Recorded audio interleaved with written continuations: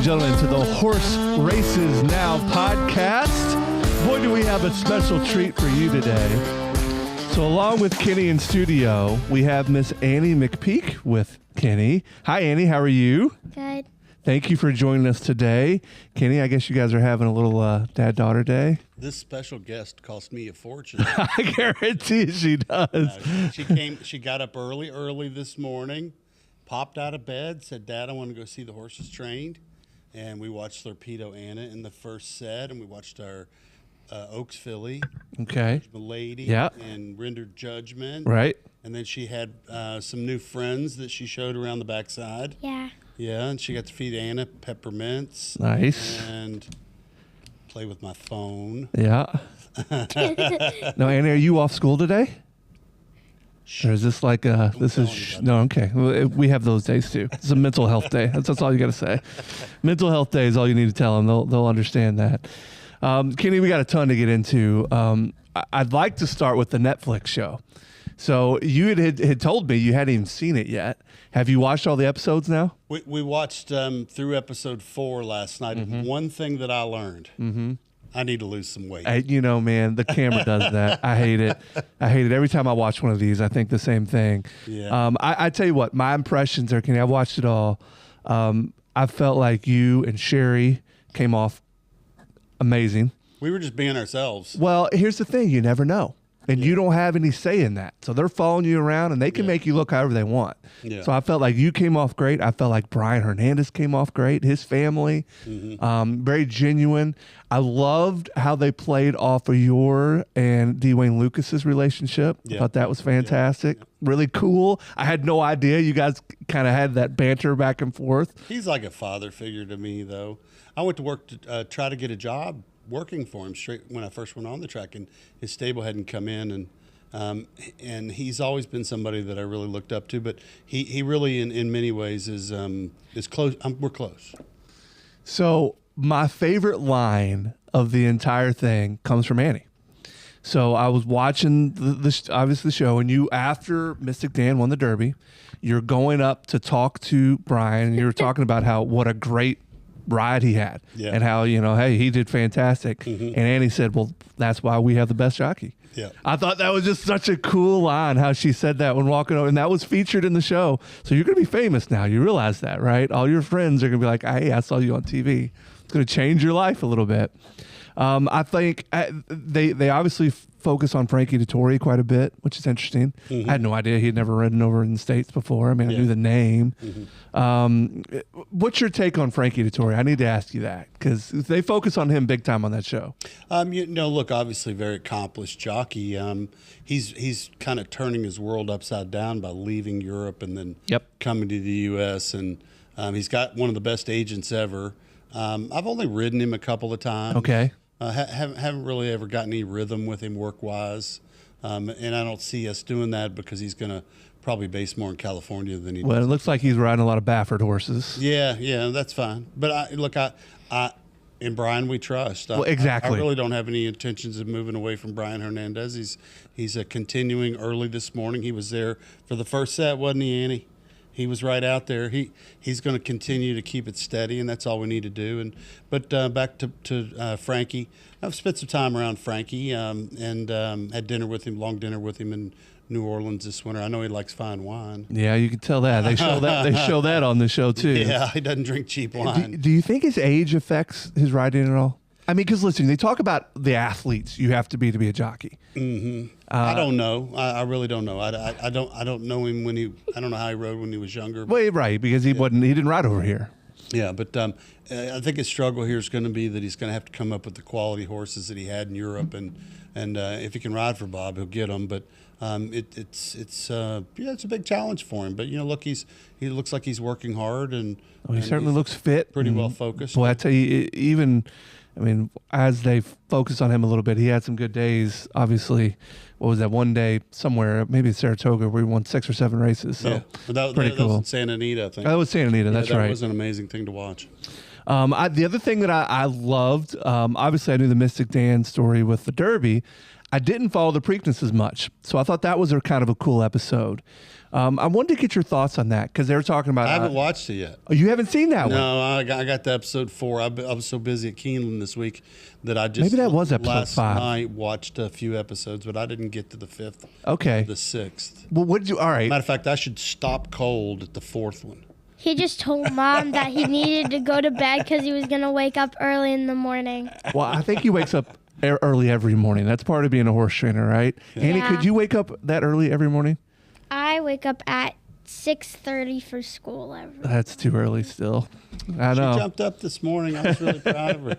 Some days she says she's going to come, and then I try to wake her, and she's immobile. I'm just sound asleep. Today she jumped right out of bed. You were rolling. She was ready to go. So this first episode really focused on some eccentric owners. Have you worked with any of those guys at all? It's the body armor guy, Rapoli, and then they had the other guy that's just the flashy, wears all the crazy suits. No. It didn't I seem haven't like worked with he. those guys. It didn't seem like he had. He didn't have many great horses. It sounds like he kind of tries to buy them after the fact. But the other thing that I thought was interesting, I wanted to get your opinion on, and actually one of our listeners asked this too. So they focus on Katie Davis later. So you haven't gotten to this jockey. To me, it's listen. If you start comparing women and men in sports, like obviously women can't play men in basketball, but horse racing, I guess, is different. I mean, from a jockey standpoint, a really good woman jockey can compete with the men, I would assume. Well, a couple things I'll add. Katie Davis used to babysit Annie. What? Yep. Did she really? I kind of remember that. In Saratoga. How about So the that? Davis family is they've got such roots up there in Saratoga Right. Springs. Robbie, Yep. the father, and then Dylan has ridden for me a lot. Okay. I've never ridden Katie, but she did babysit Annie. Oh, wow. She was a baby. Okay. She's still a baby though. No, I'm not. That's super cool. Okay. Yeah, Well, she comes off great on the Netflix series. I mean, Yeah. she really does. But it doesn't seem like she gets the kind of mounts that maybe she wants to get, but that's Let's part talk of it. female jockeys. Let's do that. So I think that's where you were headed. It is. Here's what I think. I think that if a girl has really good touch on a horse, sometimes it's not about strength and muscle so much as it is about feel and rhythm. Right. And Sure. and Brian has a real good feel and rhythm, which is one of the reasons I enjoy riding him, because he gets a horse and they when they move under him, they move smooth. Sure. Girl can do that too. And Oh, yeah. actually some girls are very, very good at it. I'm sure. Throw back early in my career, the first 2 stakes winners in my career were ridden by Julie Crone and actually Donna Barton won my first stakes race And she's a legend. as a trainer. And Donna actually was somewhat involved in moving her career forward because she was riding for me regularly in the early 90s and even in 93, 94. And she ended up riding for Wayne Lucas Wayne asked me one day about her. I said, she's got great touch and just really horses are happy underneath her and they run well for her. And he started riding her, and then she really, really was harder to get after that. But she was a very talented rider. Julie Crone, probably the greatest female Right. rider in history, Yeah, won my legend. second career stakes race. She won. And Julie was amazing. Her energy, her just talent. She horses ran like the wind for her, and so it really depends. We haven't seen that particular dynamic since probably Rosie Napravnik. Yep. And I rode Rosie a little bit, didn't ride her a lot, but she was fantastic on a horse, and of course the first woman to win the Kentucky Oaks. I did horseback riding with Rosie. Did you really? Yes. Yes. Oh, that's Yeah, cool. but Rosie's been probably as close as I can think to a really, really high level jockey, female jockey, Interesting. recently. Well, I tell you, I think Katie's going to become a star after this show. She comes off really, really well. A in it. lovely girl, She ran the Black Eye Susan. Black Eyed Susan. at Pimlico. Yeah, so that was kind of where they featured her on that. She didn't do. She was on probably the long shots. I don't think she did well, but it was. She's become a star. I love the series. So your initial take after watching 4 episodes? Well, the first 2 episodes were for me weren't what I would call a complete reflection of the sport. Really? No, I think that like Ivarone's certainly a character, and Mike Rapoli's a strong character, but that's not really. I don't typically have clients like that. I mean, but Gotcha. I'm a Kentucky-based trainer, and Right. much more. Many of the people that I work for are very more conservative. I don't know how to explain it. Certainly not the flash of Mike Ivarone. He's such a unique individual. He I've is. never worked for him. I really don't know him at all. Got it. But that's not really indicative of most of the ownership groups that I'm familiar with. And I thought that maybe, but then again, he was an exciting subject for them. Well, it's a TV show. Yeah, right? I got it. Yeah, and Mike Rapoli, Mike Rapoli is, I like Mike in the sense that he calls it straight. He does. And I like people like that. Now, his relationship with Todd, I think, is an interesting one, and certainly a very successful one. But look, he's from Queens, and that's Queens, and I'm from Kentucky, and everybody's from different places. But his success story is way up there. Jon Stewart. Jon Stewart's really he's dove into the game. Yep. He's really hungry for high level success.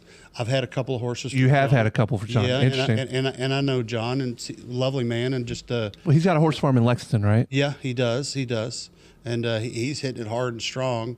But that's and that's rare. What he's doing is rare because most people ease into the game. Yeah, he didn't ease in at all. No, he didn't. Look, I think it's good for people to see that side. And then I actually was disappointed that they didn't show my ownership groups. Yeah, they didn't at all, did Lance they? Gassaway, Sherilyn Gassaway. Judy Hicks, Yeah. Raising Torpedo. Yeah. That's a really missed one from them. Yeah, Judy there was a portion where she was next to you as you were talking, but I don't think they ever had her saying anything. Yeah, I really wish they had done more of that. But look, they might have an opportunity to do that. And then, it's just Mark Edwards, who's in on Torpedo also. Those are very typical. Those are my kind of clients. Got it. And I wish they had more time. I'm sure they're time constraints. But look, for the most part, I think it gives people certainly an introduction, or they get an idea. I did like the work that they did on the jockeys and the in-depth on the jockeys and the different angles they come from. Right. Brian pretty cool. Louisiana, and the other guys Italy, and they didn't do much on the Spanish riders. Nope. Other than maybe Johnny Velasquez, But very little. fantastic guy. But I know all the players in there, and all of us compete against each other, and it's I think it's good for the sport. Look, I'm looking forward to the last couple of episodes. Yeah. And I hope they do more. Yeah, well, you'll enjoy episode 5. It's big time about the Preakness. And so I was getting ready to ask you, they acted like in the episode that nobody could beat Mystic Dan that day because of the mud. But then Seize the Gray took the lead, and really nobody ever passed him. Do you think that's in part of being behind a horse with getting mud in the face? And would you have done anything differently after seeing what happened? I don't look backward too much, but the funny thing about that is that Wayne Lucas didn't really think his horse had a great chance. Really? Yeah, I sat with Wayne morning of the race, and I'm stabled right in the same barn with him, because the Preakness barn is a little kind of encapsulated area of all the good horses, and we all hang out during the Preakness. And Wayne didn't think his horse had much of a chance. Interesting. And he wins. And look, I was one of the first to congratulate him. Yep. After And they the show race. that on the. Yeah, and look, that's horse racing. My colt, I think, was kind of getting over the top a little bit. He'd been running hard all winter, and The Preakness was certainly not the result we wanted, but he didn't run bad. Well, he ran second. He ran great. He ran good. I mean, hindsight, maybe we should have skipped the Belmont, but that's the way it goes sometimes. Interesting. He's getting ready to win next week. He's going to win next week. Okay. Can I tell them what happened to Sonny yesterday? Oh yeah, go ahead. We're going to change the topic real quick. Go ahead. Well, Sonny was featured as well on the Netflix show, so Yeah. people love Sonny. He Daddy was driving me off at school, and we were getting in the car. Sonny started chasing something. At your school? No. No, I was actually at the farm, and I walked Okay. out the front door, and he got sprayed by a skunk. Oh, that's That's the why worst. he's not in here today. That's the worst. Thank you for He's that. he's on his fifth bath. He also rolled in the mud. Oh no. Right after Dad gave him a bath, he had to roll in the mud. So Annie, that wasn't your job to give him a bath? No. Did he smell too bad? Yeah. Yeah. We are going to give him a bath when we get home. Another one. He's actually soaking in vinegar and what's one of the shampoos. Sherry gave me a shampoo. Got it. To wash him in. We soaked him in that, and actually my hands smell like vinegar right now because of him. I wonder. I was curious about that with Sherry. Did she realize how much she'd be featured? And you probably haven't gotten to it more. She's featured quite a bit in episode 5 too. I thought she looked great.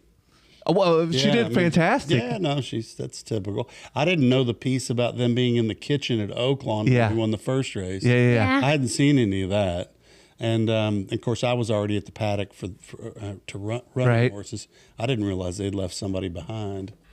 And Annie's always having fun, Well, especially at that Oaklawn house. And Annie comes off great in that. I mean, I really, really was excited how well your family came off, how well Brian's family came off. I thought it was fantastic. So, if you have not watched the Netflix series yet, it's called Race for the Crown. Highly recommend it.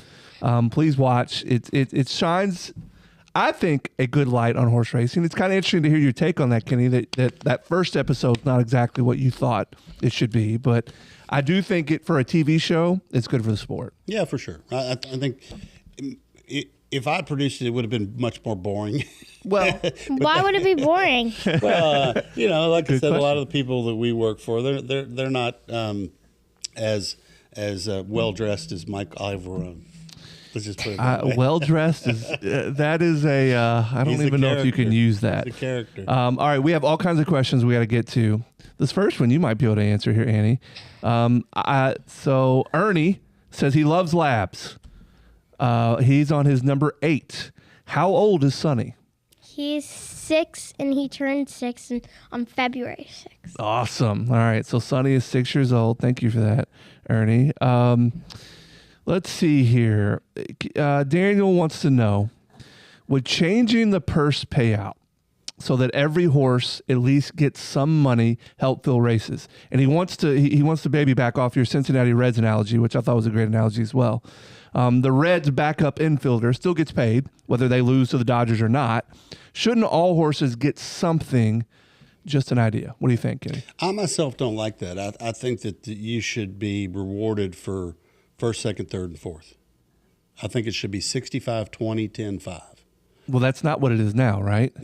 Sometimes it's 55, 20, 10, 6. I mean, every track's a little bit different because they can decide that. Right. I myself don't think you should be rewarded for losing, and I don't think that I don't think it affects field size. I don't think trainers enter horses to make a few $100s or even a few $1,000s. That's the opposite with me. If when Butterbean ran and she lost the race, I would still give her as much peppermints as she won. Yeah, well, that's not part of the purse structure, but love it's a that, good Andy. idea. Yeah, Butterbean had a baby, by the way. Oh, okay. Yeah. Who's the baby by? Butterbean. No. Candy Ride. Yes, Candy Ride. Good job, Annie. Sire of Gunrunner. And Vacoma. We want to name him Butterfly. I thought of Butterfly. I never even saw the thing on his forehead. I just said Butterfly, and then we looked at him, and he had a butterfly on his back. He does. He has a marking of a butterfly. Annie, I got 2 questions I'm going to come to you here for in a minute, but I'm really curious to hear your opinion on this. All right, so interesting that you don't feel like that all the horses should get paid. I understood. I don't think so. I think you should really reward the winner. Yeah, Mystic Dan got a whole bag of peppermints for winning the Kentucky Derby. Well, that's not A whole part of the bag, purse money. All right. I know Kenny doesn't claim anymore, but how does a trainer pick horses to put a claim on? Handicapping, pedigree, maybe alternating their running style. There was a period in my career I claimed a lot of horses, and it actually wasn't my favorite stage of my career, but it was a great way to get horses in and learn. Soundness is always an issue with horses you claim. You have to concern yourself on whether you're claiming someone else. Well, typically you are claiming someone else's problems, Right. Whether that horse can breathe well or actually lacks talent, Right. or has a series of old injuries. But claiming horses are a little tricky. But I actually was very successful at it when I did it. But when you're analyzing another trainer and you're trying to figure out to claim a horse off someone that you can improve off of, I think at this stage in the game it's more difficult because the industry's condensed. Yeah. When I first started training, I think I've said it before, there were 54,000 foals, Right. and now they're going to be down to 16 or 17,000. Right. Lot more. But the trainers, the talent of the trainers and the depth is there. A lot of them are quite talented. And I think, and when people drop claims on horses, sometimes there's 5, 10 different claims in there. Sure. Which means it's a lot of wasted energy when you go over there and try to claim one. Makes sense. Yeah. So that's a little tricky, but there are people that love to do it. All right. Last question here from the listeners. Kenny, if a person invested $10,000 for a partial ownership in a horse, what percentage of ownership could that person potentially achieve? 10,000 bought 20% of Torpedo Anna when we did it. Whoa. Yes. Okay. 10,000. I would have liked to be part of that one. 10,000 to 15, maybe 20 is a number that we utilize pretty regularly on the Magdalena Racing Partnerships. It's we buy a yearling. We normally don't. They aren't huge number horses. They're usually in the 30, 40, 50,000, sometimes up to 100 or more. And then if you buy a 20% share, I think that's great. I think 20% is a really good percentage for someone to get involved. Got it. I think 10's too small, but in some cases we do 10% shares. But it doesn't stop there, right? I mean, that's your ownership piece to kind of get in the door, but then you're paying monthly fees and vet bills, all kinds of different things, right? Well, it's easy. We've got a computer program at the farm called Teeler. We can slice somebody's 20% share up, and we aggregate all the bills, pay all the bills, and then send their percentage of an invoice, and they sometimes put it on a credit card and Gotcha. turn it right back around. It's easy. It's usually on that 20%, less than $1,000. Could be Monthly? $600, $700, $800. Monthly? Yeah. Or is that yearly? Per Okay. month. Yeah. Per month. Let's see. That's not bad. No. Not bad at all. All right. And I got a question for you. Why should kids, especially kids your age, right? Why should they learn to love the sport of horse racing? Horses are nice and they're sweet, and you can support them no matter if they win or if they lose. So, Annie, one of the big knocks on horse racing is that the horses aren't treated very well, that they're being mistreated, and horses should not be made to run. What's your take on that? Do you ever see any of these horses mistreated? No? They're treated pretty good, aren't they? Yeah. I think Torpedo Anna's treated the best. She will not let you You may have pet earned that her. one, right? She will not let you pet her unless you give her a peppermint. But then she'll let you? Then she'll let you. You have to give her like 5 peppermints, and then she'll let you pet her. Interesting. Kenny, what's your take on that? I mean, we've talked about this a little bit, but her take on that is no. They're treated great. We constantly, every episode, Kenny, we'll have a couple people get in there and chirp about how horse racing's wrong. I just go around all the barns, no matter which farm it is or which racetrack it is, and I say hi to every horse. Do you have a favorite? Butterbean. Well, I could have guessed that because she said that earlier. Why is Butterbean your favorite? because I named her. And Ooh, well, that'll help. And everyone thought that Butterbean was a boxer, but I watched this show when I was little, and it was called Butterbean's Cafe. Yeah, I know what you're talking about. And I really liked it. And after we got her, everyone didn't like the name Butterbean, but then she started winning every race she ran in, and everyone's like, this is the best All right. horse. All right, this is an awesome horse then. So to answer your question about the care, Yeah. so here's I guess an extent. We work hard every day to take care of. I mean, look, these horses' stalls are bedded deep. Yep. They've got unlimited hay, water, clean water. They get bathed every day. They get their feet trimmed regularly. They have their teeth done every 90 days. They're given wormers. Their health records are obsessed over. Right. Their soundness is obsessed over. We have to get a veterinarian exam Amen. before Yep. we work one, veterinarian exam before we enter, and then they have the state vets that come do pre-race exams. So the safety it has lifted in the last so many decades. Here lies the problem. The economics of the sport, as you go down levels, and okay, so we're fortunate that we race at Churchill Downs and Keeneland and all the top tracks in the nation. But there are trainers and owners and jockeys that are racing and working their tail off at what I'd call B, C, D level tracks. Right. And we really need to get the economics of those tracks so that they can take better care of their horses, so they do run for more money. Makes sense. One of my mindsets when we started the Horse Races Now app was we really needed to help grow those little tracks. I started as a small track trainer. Yeah. I started at Latonia in the mid '80s. Turfway wasn't anything for me to run at River Downs. If for those out there that remember Beulah Park, even Ellis Park today, those tracks.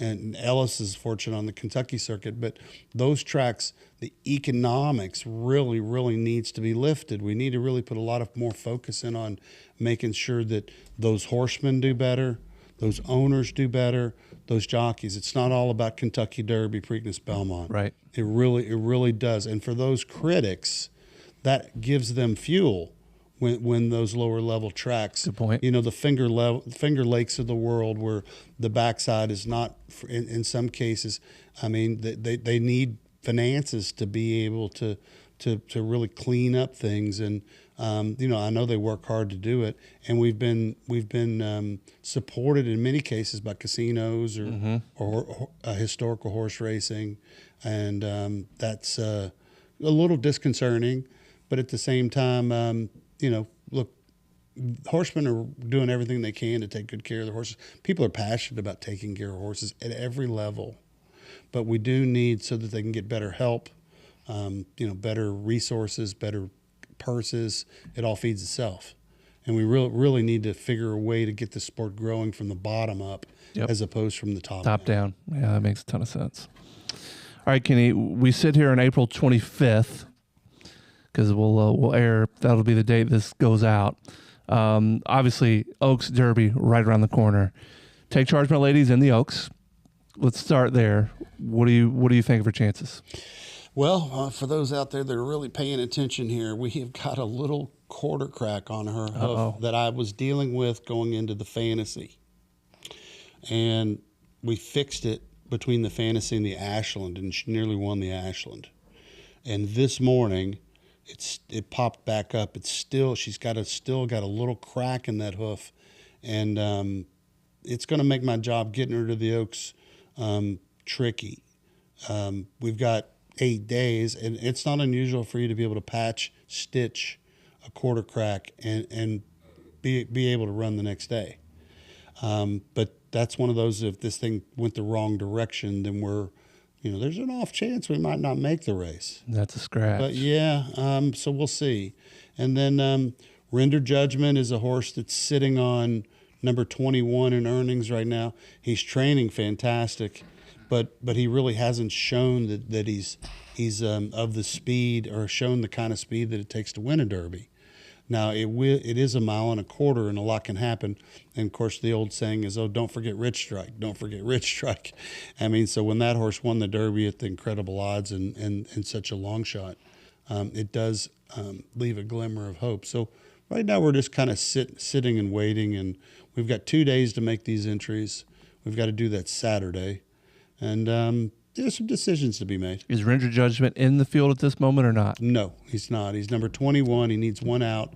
He would be on the also eligible, which I'm not thrilled about entering off the also eligible because he would automatically draw the outside posts if he gets in. Gotcha.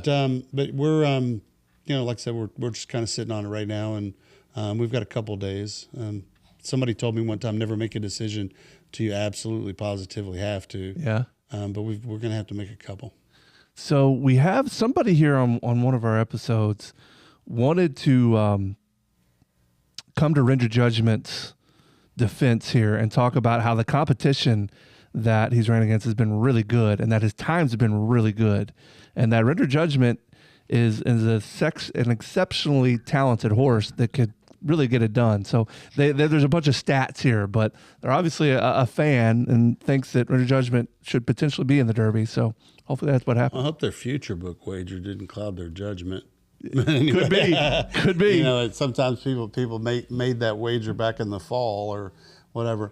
You know, the Bluegrass wasn't that fast a race. They ran a mile and an eighth in 1:51.3. Okay. That's not a fast race. He got beat 4.5 lengths. So in theory, he ran a 1:52. That's not going to win the Kentucky Derby. Right? But their argument is the Virginia Derby, his time was really good. Track was lightning fast that day. Okay. Yes, it was a good time on paper, but that was the first day of their meeting over there. And how that track was playing was kind of up in the air. Keeneland's a very consistent racetrack. You really know what you get at Keeneland, especially at a mile and an eighth. A really good mile and an eighth is 150. Mm-hmm. And, you know, Burnham Square ran 151 and change. I myself think that we need a little quicker than that. But, you know, how the race unfolds, myself, I think that he's a colt that's, you know, 8 to 10 lengths shy of being a Kentucky Derby horse. And he kindly reminds me of Rattle and Roll, and Rattle and Roll was kind of second tier 3-year-old, but he got better with age. Right. And now, you know, he's made $3 million racing. So I don't know that I want to throw him in the deep end, to be honest. Yeah. And I think I'd rather be a little more conservative and you know, I'm worried that I'm run just to run, as opposed to run, right? To really thinking, really confident that I can win it. If the odds opened on him today, it'd be 99 to 1. Interesting. So, all right. Anything else running those 2 days? Being that there's going to be a lot of eyeballs on those races, you have many more horses running. Anything else? Really, a horse I'm really excited about running is Maximum Promise in the American Turf. If he runs well in that race, he's going to go to the English Derby. Ooh, okay. Yeah, which is way kind of out of the box. Wait, does that mean we get to go back to England? Wow, she is a smart child. She is, isn't she? Yes, you get to go. Did you like your time in England, Annie? Yes, because two of my nephews live there. Oh, okay. Yeah. All right, Annie. Our second daughter Rachel lives in Sheffield, England. Oh, okay. Yeah. So Annie's nephews. Yeah. She's Aunt Annie, by the way. Okay, interesting. Yeah. And her nephew's older than her. Yeah, but My favorite snack place is, of course, Auntie Anne's. Auntie Anne's. mm-hmm. Yeah. They have really good pretzels. What's that toy store in London? It starts with an H. Yes. That's where she'll want to go. Oh, I We go to guarantee it. London. London's really cool. Yeah. We might get a chance to meet the King Charles. I've saw a Lego thing of him. Yeah, you should take it and show him. When Would that be cool if you got to meet King Charles? Would that be crazy? Maybe. Maybe. I met Queen Elizabeth 3 times. Yeah, that's She was wild. wonderful. That's wild. Annie, what has You want to been? meet Kate and Oh yeah, and what's Prince his name? Charles. No, Kate Middleton and Who's Kate Middleton? William. Oh, William. Yeah. Thank you. Prince William and Prince William. Princess Kate. Yeah, I'm not up on my royals. I was done a mind block there to myself. Do you know who they are? Not yet. I've heard about them, but I don't know who they are. All right, Annie, I got 2 questions for you before we wrap up. What has been your favorite experience with horse racing? What's the first thing that comes to mind? What was like the coolest thing that you've gotten to do? I get to do interviews with my dad. Well, that's pretty cool. But let's talk about experience. Like, what was the coolest race? Swiss skydiver. To a skydiver. Okay. She won the Preakness, Yeah. and she got second place in the Oaks. Mm-hmm. Annie knows her stuff here, doesn't she? Yeah. Annie, would you like to have We a beat career? Bob Baffert in the Preakness. Yeah, that's right. Show them how to look up a pedigree. Do you know how to do that, Annie? Yeah. How do you do it? You just go on Safari, go to pedigree.com, and you search up a horse. All right, so give me the pedigree. So we just talked about it. Give me the pedigree of Maximum Promise. Kenny, why is it important for somebody to be able to look up a pedigree? She'll be walking down the shed row and go, "Daddy, give me your phone. Give me your phone." I said, "What do you want it for?" She says, "I'm going to look up this horse's pedigree." She's 9. And I'm like, okay, I was kind of like that when I was young, too. Why is that important to know, though? Well, you want to know the bloodlines. You want to know sire line, broodmare sire line, second dam sires. It's you not find it? working. Yes, it is. I see you got the right page on. Oh, there we go. You got to spell Swiss skydiver. Do I need to teach you how to spell? No. I'm sure her Catholic education is Oh, doing no just way. You're fine. looking up Maximum Promise. Yeah, Maximum Promise. I was curious about that because we just talked about, because if Maximum Promise makes the English Derby, that's going to be a big deal. It's amazing how well kids know how to use technology. So she's using that website I mentioned, pedigreequery.com. Yeah. Yeah. He is by Maximum Security and What kind of mare is he out of? what? What kind of broodmare sire? I don't know. Who's his mother's father? Mother's. Which one's the mother? It doesn't. Yeah, the Which- bottom line. This one? Yeah. And who's her father? Scat Daddy. Yep. I know that one. And what's the second dam sire? See his. Yeah, it's Galileo. Yep. And then it's Sadler's Wells, Sadler's Wells, yeah. Northern Dancer. Is he inbred to anybody? Nope. Okay, so he has no inbreeding. Interesting. What do you mean by same horse on top of him? Remember I told you 4x4 Mr. Prospector or Northern Dancer in the top and the bottom? Is that good or We bad, got to Kenny? go back to school on this Let one. me see. Nope. No inbreeding. They have Mr. Prospector on here. Yeah. Do you want to see that or do you not want to see that? Sadler's Wells, and then it's Northern Dancer, Mm-hmm. and that's it. So it says. Well, she's been known to say, "Hey, Daddy, this horse is inbred to Mr. Prospector. okay. Or inbred to Northern Dancer." Those are good ones, though, aren't they? Yeah. Very good ones. Yeah, I know the name. Butterbean. Butterbean. Butterbean. Pull up Butterbean. What's Butterbean's pedigree look like? Now, what is?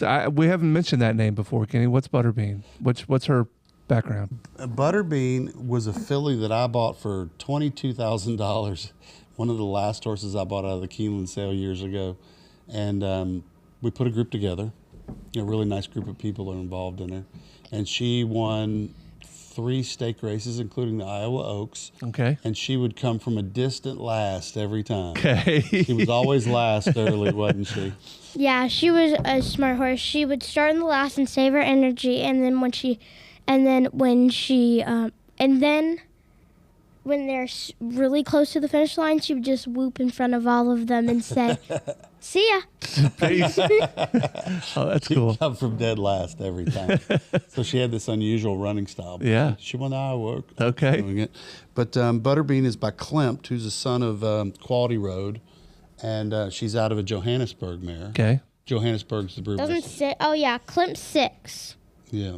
Climb 6 and then letting go. That's all you see on this. Just No, click on the one that says USA. Butterbean. Klimt was a There's 2 of them. Klimt was a painter. Is it Buckaroo or Klimt? 6. Klimt. That's Butterbean. Mm-hmm. Click on the Klimt 6. Okay. This is how I got started. I started reading Pedigree when I was Yeah. a boy. Her mom's letting go. Mm-hmm. Johannesburg. Yeah. Who's the second damn sire? Can I see it? Wait. Every parent knows this struggle. Kenny. Letting go and draws her mom's letting go, and then her mom's dad is Johnsonburg, and her Johannesburg. Johannesburg, and then letting go's mom is hanging by a like a Japanese hanging horse. by a what? hanging by a I don't know how to say Here, it. let me see it. It's a hard name to pronounce. Hanging by a Moment Ah, by okay. Thunder Gulch. Oh, well, Thunder Gulch is one. We know that name. Yeah. Why would they put it like all together, like just smush it together? So this one's inbred to who? You know this now. Stormcat. Exactly. You okay. remember those markers now? Yeah. Yep. Stormcat. She's inbred to Stormcat. And then they've got 2 birds, 2 Damascus, 2 Mr. Prospectors. Oh, she's inbred to Mr. Prospect. Oh, and they actually have 3 Stormbirds. Interesting. 3 crosses of Stormbird. Kenny, I don't know if you answered that. Is it a good thing or Oh, a she's bad also thing? with Northern Dancer. Mm-hmm. Do you want to be inbred? Some people like it. Dancing. Like for me, if a family gets a little bit what I'd call dull or slow, you want to maybe hybrid vigor. I myself like inbreeding in some cases to deputy minister. Inbreeding to deputy minister is usually good. Northern Dancer, that you usually get a certain type of horse. Got it. Yeah, I mean there are those. One of the best horses in racing history was a mare named Enable. Yeah, Enable is inbred 2x3 to Sadler's Wells. got it. Yeah, that was a Juddmonte horse, and so it's a very rare thing to breed a horse 2x2 or What should I do 2x3. now? Huh? Which one should I do now? Well, Annie, I've got one more question for you, and we're going to wrap up. Okay. Do you see yourself having a career in the horse industry? Is this something you want to do? Yeah. Or do you know yet? I want to do it. Do you want to be a trainer? Or what would you want to be? I want to be a trainer. Just like your dad, huh? A lot of hard work. You sure? Yeah. Could you get up? Could you get up that early? Yeah. Yeah, she wouldn't have any trouble. Yeah, she's not always the happiest person early. Yeah. I'm I'm not. that way too, though. I'm a little quiet early. But I that's just all right. walk into the kitchen like this and I don't say a word. And then when my mom puts my jumper in the washer, like right before I get up, and it takes 45 minutes to wash it and 45 minutes to dry it. And then it gets soaked, so you have to put it back in the washer to yank it out. I know all about that. Getting off on a tangent there, young lady. So I know all mad. about Like to be jumpers. the first kid at school. Oh, okay. She wants to be the first one at school. Wants to be the first one in the building, huh? Yeah, Yeah. she's furious if she's not the first one. She gets mad if she's even close. Hey, early is a good I thing. hate being late. Yeah, that's a good Yeah, thing. you wouldn't survive in our Always good to household. be on time. You would not survive in our household, Annie. All right, Annie, thank you. Is there anything else you want to tell our listeners before we go? On your podcast debut? I got a kitten for my birthday. What'd you get for your birthday? A kitten. A kitten. What'd you name it? Cinnamon. Cinnamon. What's the kitten look like? What color? Gray. Gray. All right. I named it Cinnamon because her actual name's Cinnamon Roll, but I named it Cinnamon because I have this favorite character, and his name's Cinnamon Roll, and she just reminds me of him. I've actually got 2 kittens, and her sister Jenna, Yes, we Got have got one. Biscotti too. Okay. and Annie got the other. And We they're also have sisters. Snowball. They're sisters. Snowball, Another cat. Which one's that? the one that lives in the garage. At the farm. Yeah. Yeah. How does Sunny like cinnamon? That's an outside. Oh, Sonny loves cinnamon. Really? That's not normal. Cinnamon like Sunny. Yeah. That's good. That's good. When they're outside, they always lay on each other in the sun. Awesome. Well, Annie, thank you so much for joining us today. Kenny, anything before we get wrapped up here? Listen, the big day, the Kentucky Oaks and Derby are right around the corner here. Yeah, I'm excited. I mean, look, the expectation can't be what it was last year, and, Sure. and we understand that. And I've had plenty of seasons I missed the race, but yeah, it's very proud of last year, and we're just going to keep one horse at a time. Today is interesting. Supposedly they're voting on the Hall of Fame. Oh, okay. Yeah. Matter of fact, I could probably pick up my phone if somebody said that they were voting or they were going to announce it. At When 11. is summer? Because I want to go back to the swimming pool. She wants to go to Saratoga. Ooh, nice. It's coming quick. Yeah. I love Saratoga because we've got our own pool, our Yeah. own boat, and we brought our Tom's jet skis. Nice. Nice. He's never missed a summer at Saratoga. This one. Annie, And I that's the have the life. best babysitters there. Yeah, sounds like that's where Katie Davis is. Katie Davis was your babysitter. That's awesome. All right, everybody. Thank you for joining us for this episode of Horse Races Now. If you don't mind, give us a share, give us a like, subscribe to that YouTube channel. Kenny? Annie, see you at the races. See you at the Yay!